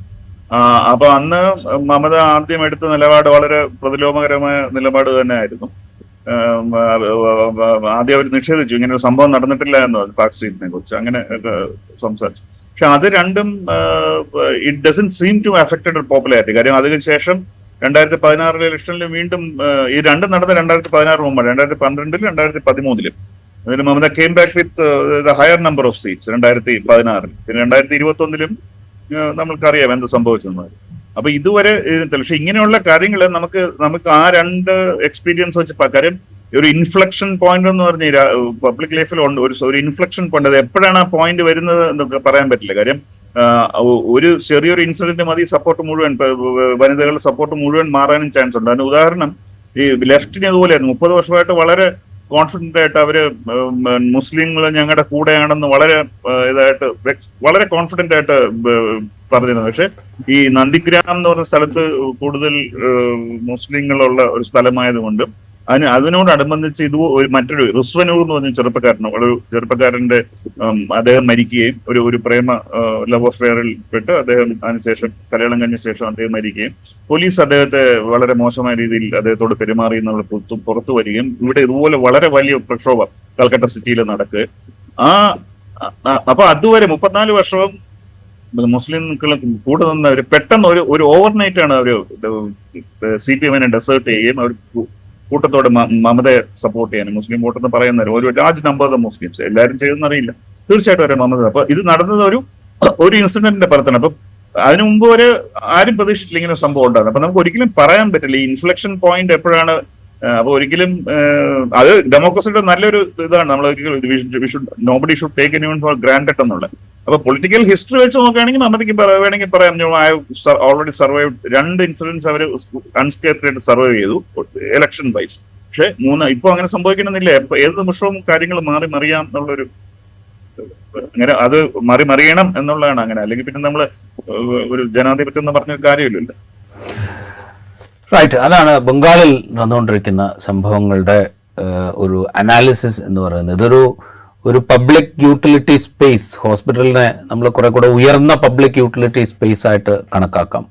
അവിടെ അത്തരം ഇടങ്ങളിൽ ജോലി ചെയ്യുന്ന മനുഷ്യർക്ക് അവരുടെ സുരക്ഷിതത്വത്തെക്കുറിച്ച്, അവിടെ വന്നു ചേരുന്ന ആളുകൾക്ക് വേണ്ടത്ര സൗകര്യങ്ങൾ ഉറപ്പാക്കാൻ നമ്മളുടെ സംവിധാനങ്ങൾക്ക് സാധിക്കുന്നുണ്ടോ എന്നുള്ളതിനെക്കുറിച്ച്, അതിന് പ്രയോറിറ്റി കൊടുത്തുകൊണ്ട് നമ്മളുടെ ഭരണകൂടങ്ങൾ ചെലവ് നടത്തുന്നുണ്ടോ എന്നുള്ളതിനെക്കുറിച്ച്, ഇത്തരം ഒരുപാട് ഘടകങ്ങൾ കൂടിച്ചേർന്നിട്ട് വേണം നമ്മൾ അവിടെ ആക്രമണത്തിനിരയായി കൊല ചെയ്യപ്പെട്ട ആ ജൂനിയർ ഡോക്ടറെ കുറിച്ച് സംസാരിക്കാൻ.